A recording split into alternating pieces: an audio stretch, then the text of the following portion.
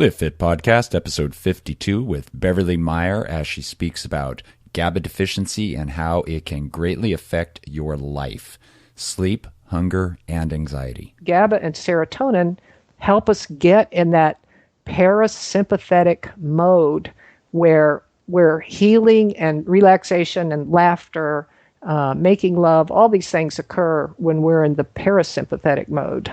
If you think about it, if half of your brain is firing, but the other half is not receiving at the same rate, then you have an imbalanced electrical firing. So GABA is all about balance. You're listening to the Live Fit Podcast with Glenn Johnson. Here, we'll talk about all things related to good health, fitness, food, fat loss, and the mind-body connection. Ah, yes, it is time once again for the Live Fit Podcast. I'm your host, Glenn Johnson, and I have a chest cold. Yes, it is pretty obvious and clear. I've pushed back the rest of the recording of this podcast, putting it together for my cold to clear up. I recorded the interview while I was just starting the cold with Beverly Meyer, and I've waited as long as I possibly could to put it together, but I can't wait any longer, and I had to take a lot of coughing breaks, but I think it's okay. Today, my guest is Beverly Meyer, and she is a clinical holistic nutritionist who is going to tell us about one of the least popular or least known neurotransmitters, but it's also one of the most important. Its name is gamma aminobuyteric acid, also known as GABA. This neurotransmitter is part of the parasympathetic nervous system, or the rest and digest system, that counters the adrenaline and dopamine that is produced when our bodies are under stress, or the sympathetic nervous system. Beverly's going to tell us how we can determine if we have a GABA deficiency and what some of the symptoms are, such as trouble sleeping, anxiety, weight gain, or failure to lose weight. And she's also going to tell us what we can do about it. And here's another hint. Taking drugs is not part of it. Before we get started, I'd like to remind you that you still have about a week to be eligible to win the book, A Purpose Ridden, by my last guest, Ryan Corey. All you have to do is go to livefitpodcast.com/review, and that'll take you to my iTunes page. Leave a review, and in 1 week, I'm going to go on there, and everybody who's left a review will be entered into a hat. I'll pull their name and announce them in my newsletter, and they will receive the book, A Purpose Ridden by Ryan Corey. Without further ado, let's get on with the show. Here's Beverly Meyer. Beverly, how are you doing today? I'm doing great, Glenn. Thanks for having me on. It's my pleasure. So, first of all, what the heck is GABA and why do we care? GABA is one of the four main neurotransmitters in the body. And the four are divided into two that I call the go-go's, the two that give us motivation and focus and energy and forward motion and action, and two that I call the slows that help us sleep and rest and digest and repair and relax. And so the two go-go's are acetylcholine and dopamine. And the two slows are serotonin and GABA. And they're like the brakes on your car. And if you're always with full tilt acceleration, but you're going to burn out your brakes too, because you're going to end up driving with 1 foot on the gas and 1 foot on the brakes. And that's kind of how we live in modern life, is too much go, and we burn out our brakes, and then we can't slow down and sleep and relax, and we get wired. Wow, interesting. So, my grandma used to drive like that. She had 1 foot down. It was either on the gas or the brake. It was just a go stop, go stop, go stop. There was no cruise. There was no constant speed. You would get whiplash driving with her. It was very unsettling and uneasy. And I can't imagine that a human's physical being is any less unsettled if their body is on the go crash, cycle that you just described. Well, and it's not natural to it's not natural to any species. Even prey animals like deer or whatever, they're alert, but they're calm. It's just in their nature to be alert. Their ears are moving, their eyes are moving. They're very sensitive to noise and sound and flicker of motion in the bushes. But they're not anxious about it. It's just the way they are. We, on the other hand, can be prey animals, but are not predominantly prey. We're more dominantly hunters. Right. And so we spend much more time in the past in the relaxed mode. We may be working and walking and doing things, but we're not fighting for our lives. And so that's the other way to look at it, is that GABA and serotonin help us get in that parasympathetic mode where healing and relaxation and laughter, making love, all these things occur when we're in the parasympathetic mode. Right. So how does somebody know if they are... Now, would you say somebody has a GABA deficiency, or maybe they just have too much of or not enough of the para and too much of the sympathetic transmitters?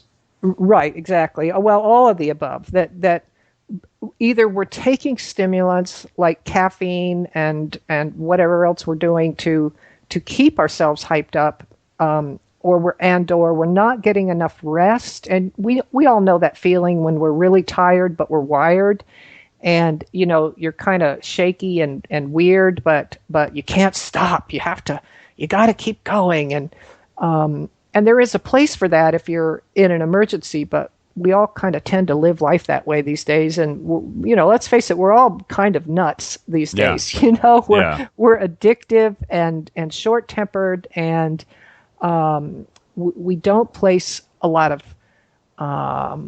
value on meditation and calmness and and quiet time with friends and all of that. But anyway, so the thing about GABA is that it governs the balance of electrical fire. It's a neurotransmitter, right? So it governs the balance of the firing between the two halves of the brain.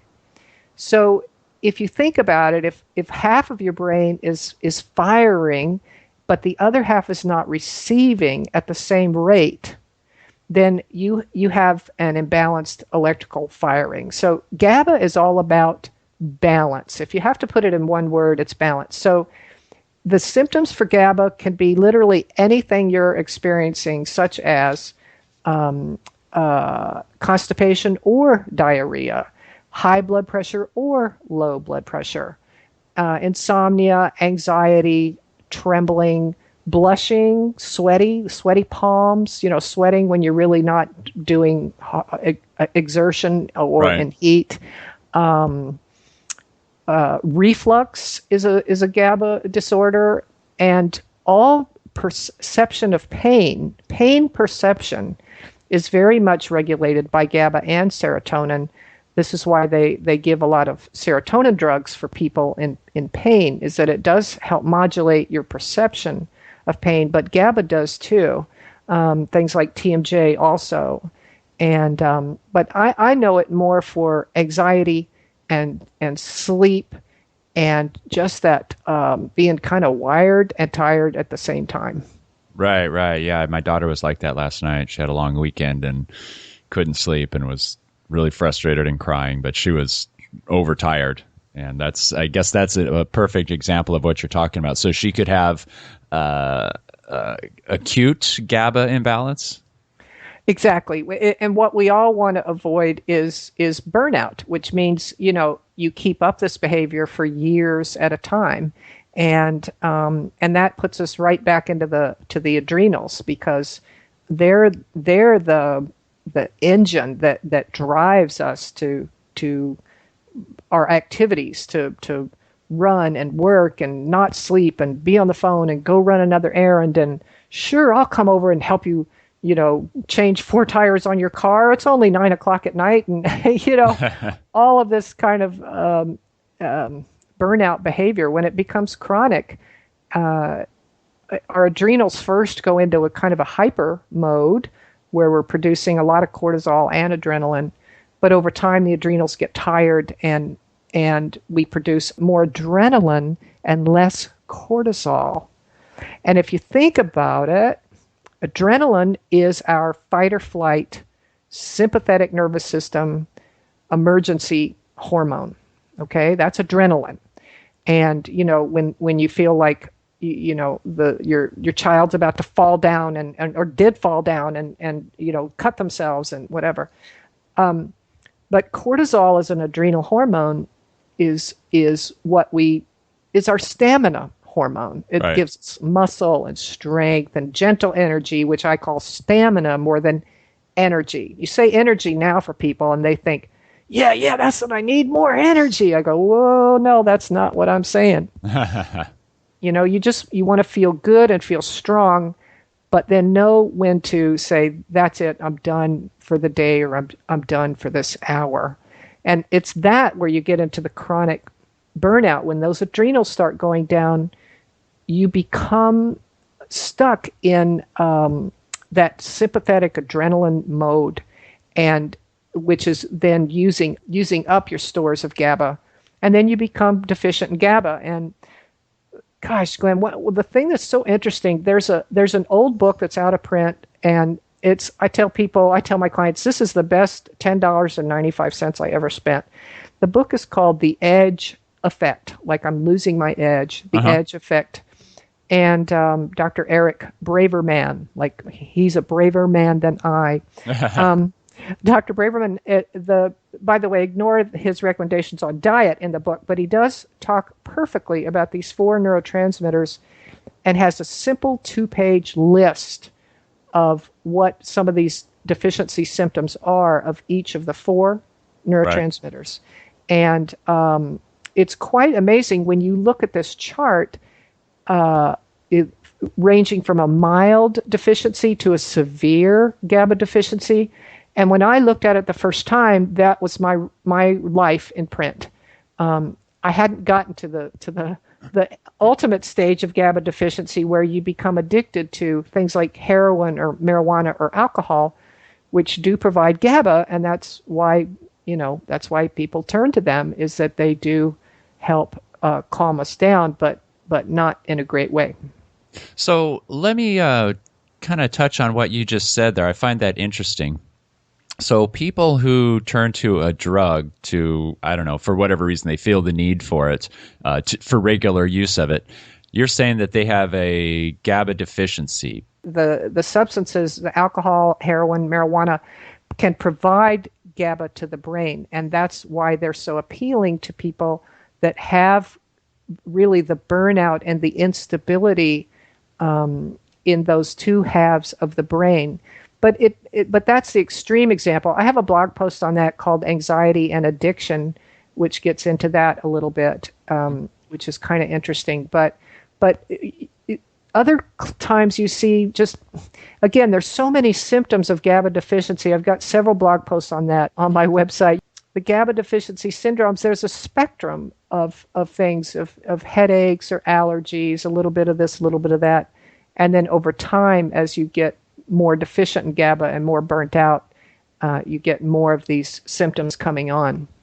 So in your opinion, or from what you've learned about the whole GABA deficiency thing, is this natural? Is it kind of self-induced based on lifestyle?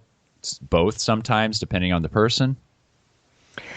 Well, yes, I think this is very lifestyle oriented, and that because we push ourselves and we don't really rest, and we don't really laugh and play, and we're not calm and quiet in nature, and we're just, we're not built for this. We're for a different kind of life.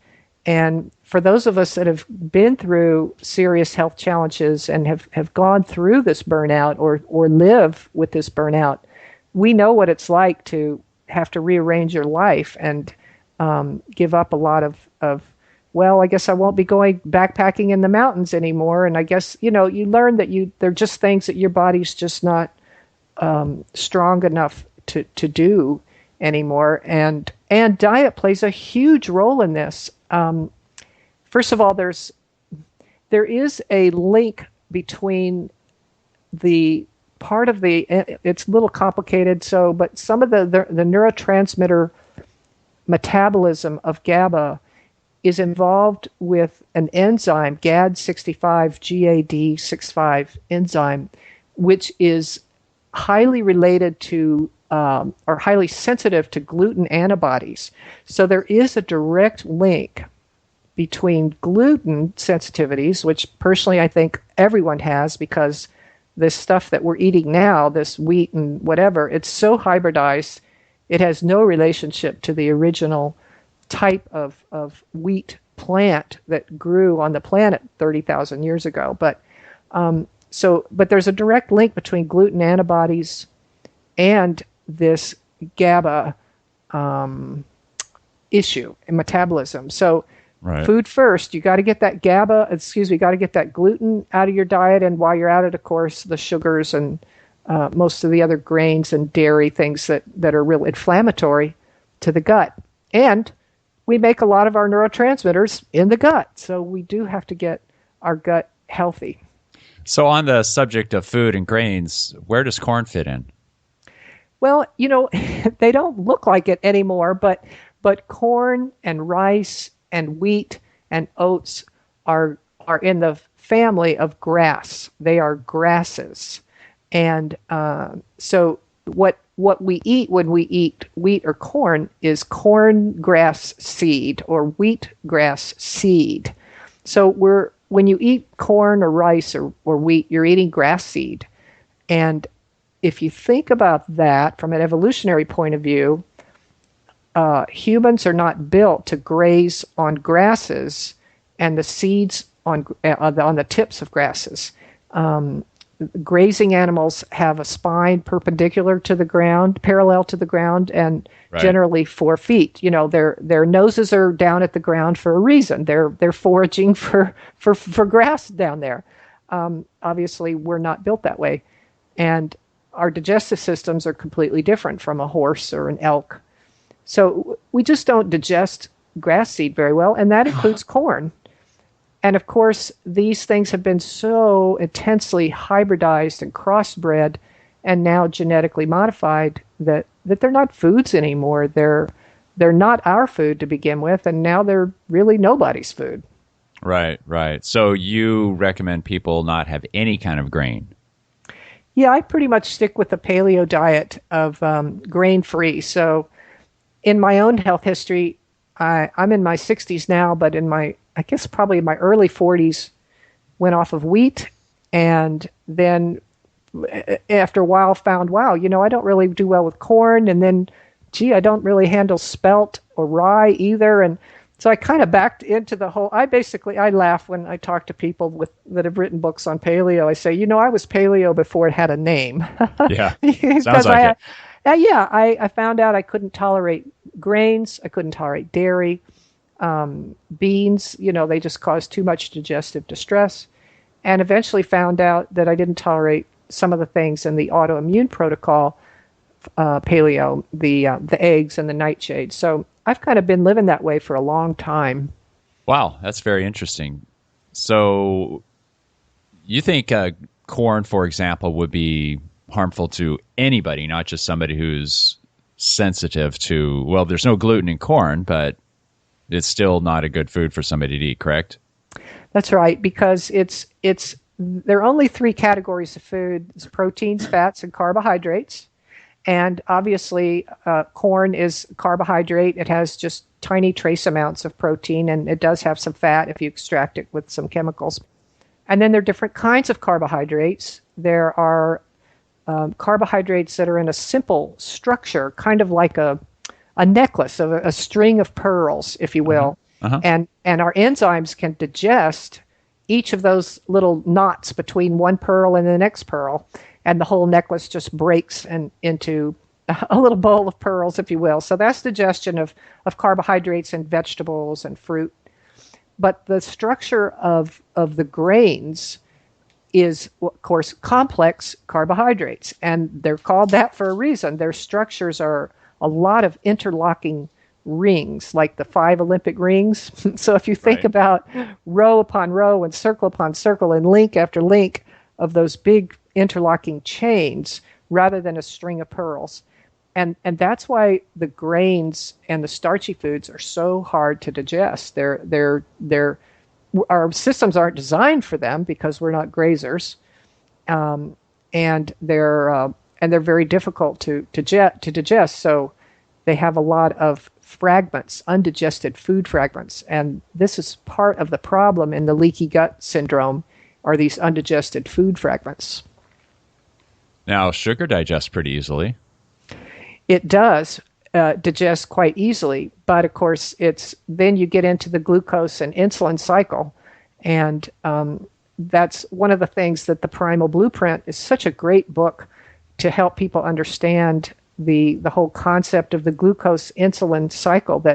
That humans we're built to be fat burners, and we have a backup of being sugar burners. So when we say we were walking and hunting and gathering, and at just the right time we found a lot of fruit or something that's a little bit into the sweet side. Yeah, we could live on that and burn that for a while, but our primary need is for proteins and fats. So we're designed to be fat burners, not sugar burners. And yet in modern life, ever since we began cultivating the grains, 10,000 years ago or so, we've kind of stuck ourselves into becoming sugar burners. So we burn sugar instead of fat, and that just keeps that glucose insulin cycle going all the time. And it's the wrong fuel for us. It's just putting the wrong fuel in your engine. It's not right for us. It's oxidative, of course. It causes a lot of antioxidant problems too. And the sugars are generally empty of any kind of nutrition. They only have glucose as a calorie, but they don't have any nutrition. And they're addictive too, correct? Yes, but you know why they're addictive? That's a good question. It's because of that glucose insulin cycle. Because we're designed for slow digesting foods, and then periods of fasting where we weren't able to hunt or where we wouldn't have foods. That's why we're more unlike a grazer that grazes. Horses and elk and whatever, they eat 24 hours a day. They nibble, right. walk, sleep. Nibble, walk, sleep. That's how they are, literally 24 hours a day. And humans, of course, have a completely different circadian rhythm. We'll take in food, and then we may not get food for 24 hours. So that's where the burning of the fat comes in, is to provide that stability for us. But when you get into the starches, even the tubers and so on, but for sure into sugar and honey and things, they metabolize so quickly that they only carry us for a short time. And then we're left depleted and hungry and weakened. So I want to go back to grains just for a second. Now, are you blanketing every single grain out there, such as amaranth and millet? And then what about the sort of in-between grain seed like quinoa? Yeah, and that's a good question. I found for myself and my own experimentation of what worked for my digestive system and my blood sugar and how that affected my sleep and my energy and all of that when I started on just playing with these foods 20 some years ago, that, as I said, over time, the grass seed, as barley and spelt and corn, that whole family of grasses. And then there are the pseudo grains, like you mentioned, quinoa, and amaranth, buckwheat. Mm-hmm. These are also seeds, but they're seeds of more of bushes and trees than they are of, like almonds, than they are of grasses like corn and rice. Right. So they're still seeds. They're just from a different kind of plant. But seeds are a complex food. They have, they're more suited. A diet composed of seeds is more suited to birds and grazing animals that have the right kind of digestive systems to extract the nutrients from seeds, because seeds do have a hard coating on them to protect them so they don't sprout at the wrong time of year. And that if they do get eaten by something, that they usually just pass through and are deposited out with some fertilizer further on down the road. So again, in my own experimentation, as I found that buckwheat and so on, that they were still a little too hard for my digestive system to tolerate. And if you do, I sometimes, for example, I'll try some wild rice, but you have to do long soaking of any kind of the pseudograins, long soaking, and then rinse all of that away and then cook them for a really long time. And those two steps are really important in being able to consume really any kind of grains and seeds. Okay, so since we're talking about seeds, what do you think about sunflower seeds and some of the other sesame seeds and some of the other more common seeds? Well, seeds are generally higher in omega-6 than they are in omega-3s and 9s, and that's true for the nuts too, the almonds and so on. So we don't want to base our diet on almond flour or too much of anything that's a seed oil.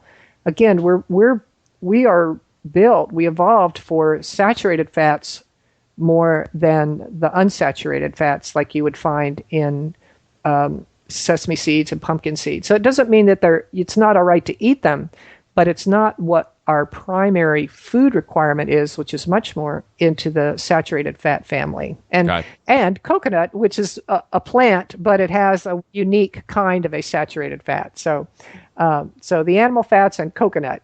But it's all right to have some of the other vegetable fats, but you, of course, never want them hydrogenated.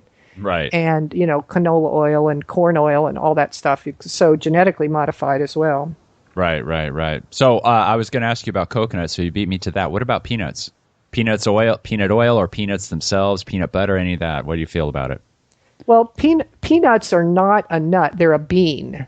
Right. So peanuts are kind of in the same family as kidney beans, if you will. So they're very hard to digest. Peanuts grow under the ground, so they're very moldy, and they're pretty much infested with a toxin called aflatoxin, and which is a very virulent poison, actually. That's again one of the straight tenets for most natural health practitioners, and also those in paleo, is absolutely no peanuts. They're omega-6s. They're moldy. They're legumes, not nuts. They're hard to digest, and they're in the top 5 allergenic foods known to humans. So people do tend to create allergy and antibodies to them. Okay, very good.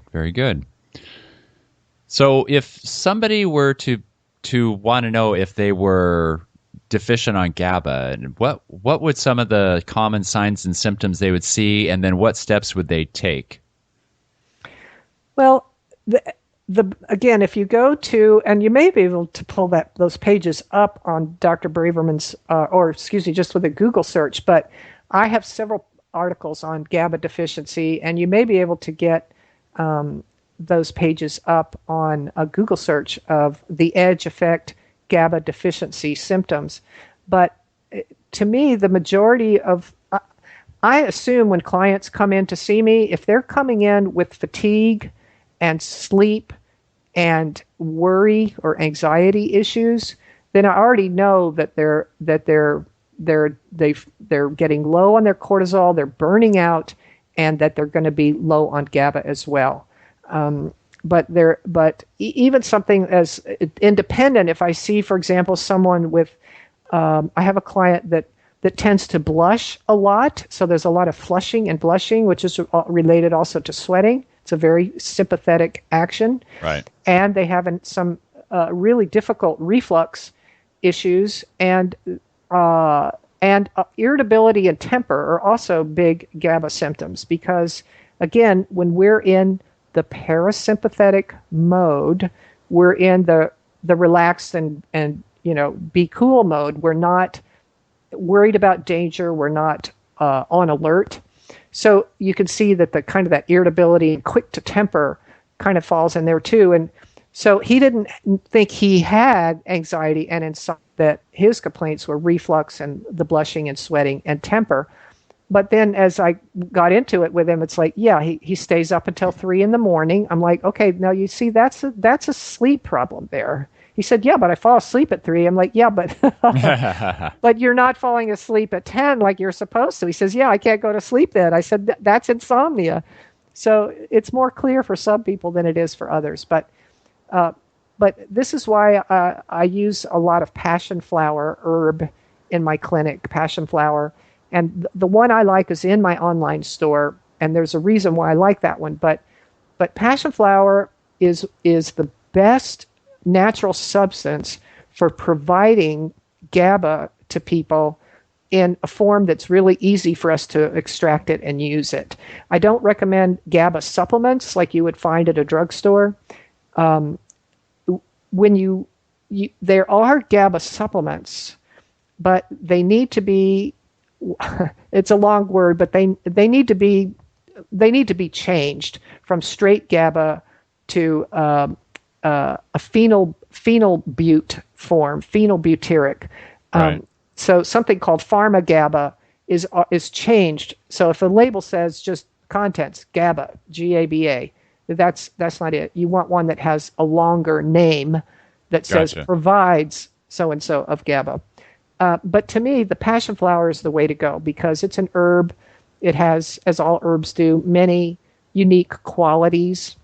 And like valerian, for example, valerian is calming, but it does so in a different way, not by necessarily providing GABA. I don't know if that makes sense, but yeah, so far. But GABA is calming, but not in the way that valerian is. So it's calming, but not sedating. I guess that's what I'm trying to say.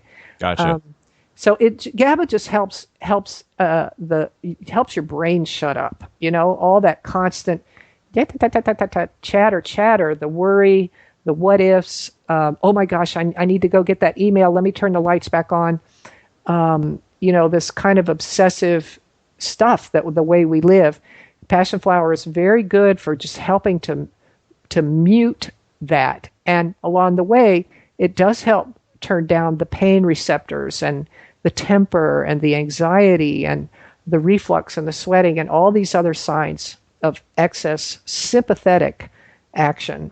And the reason why I like the GABA in my store, it's in a liquid, it's in a tincture form, so that instead of taking a whole pill of passion flower, powdered dried passion flower, right. Well, that may be too much for you if you just want to stabilize a little bit before an exam, or you're going into a party and you're a little nervous about your date, whatever. But right. It's if you learn how to use the tincture of passion flower, this is simple. I just want to take the edge off 10, 15 drops, or okay, whoa, this is serious. I need 50 or 60 drops. And you learn how to dose that for yourself. And the one we sell is in glycerin, so it's sweet, which means you could literally keep it under your pillow and take a couple of squirts of it in the middle of the night and not have to get up to have water to take an alcohol tincture, which is kind of burns. Right. So, we have whole families that, just have, they'll get 6 or 7 bottles of this stuff and put it on the counter. And then the older children can put one in their backpack, and then there's one in the car, and there's one in the kitchen. And, everybody has it in their bedroom. And, it's very safe. You just take your GABA and you feel better, and you're a lot nicer, and the world is a lot nicer. So you can notice an effect right away? Absolutely. Usually within 15 minutes of a tincture, you can notice that thank you. It just, turned the volume down a little bit on your life. Right. And, everything, it's also about sensory overload, if you will. Everything just gets to be a little too much. And some people are aware of that acutely, and others are not aware. They're just, they're just bullying through life, just full throttle. Oh yeah. And then we know where they're going to end up. They're going to end up listening to this podcast for help. So yeah, when it's too late.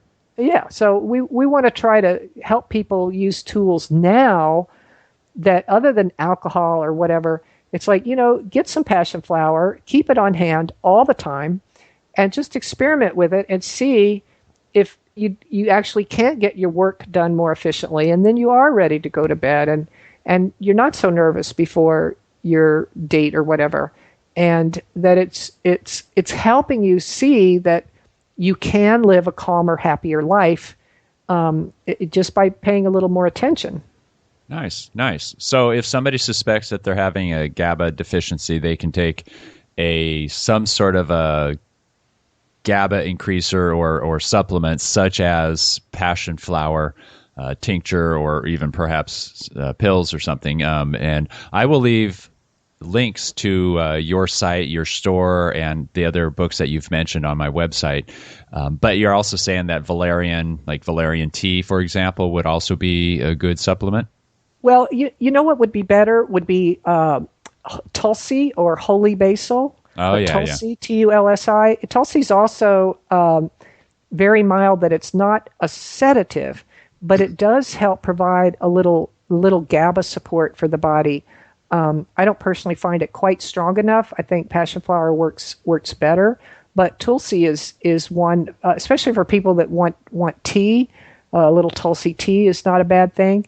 But and chamomile, there's many things that are calming. Avena sativa, there's many things that are calming, but they may calm in different ways. And I'm just a fan of the passion flower. It's something people can experiment with. Buy one in the bottle in capsules, one in the bottle in an alcohol tincture, and one in the bottle in glycerin tincture, and experiment using them all, just to see if they don't kind of take an edge off of things that are bugging you, and let you be a little more at ease and be yourself. Yeah, we have a tea. We keep a tea in our fridge all the time of passion fruit tea that we give to the kids instead of juice.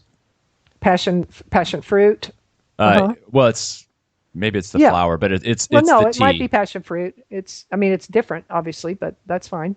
But it's a tea, not a juice. Yeah. Yeah. Okay, Beverly, I really thank you for coming on here. I think it's been really enlightening and eye-opening to a lot of people, and I find it very fascinating. We could talk about this all day. As I said before, I'm going to have links to everything we discussed on the show on my show notes page at livefitpodcast.com. And once again, thank you very much for your time.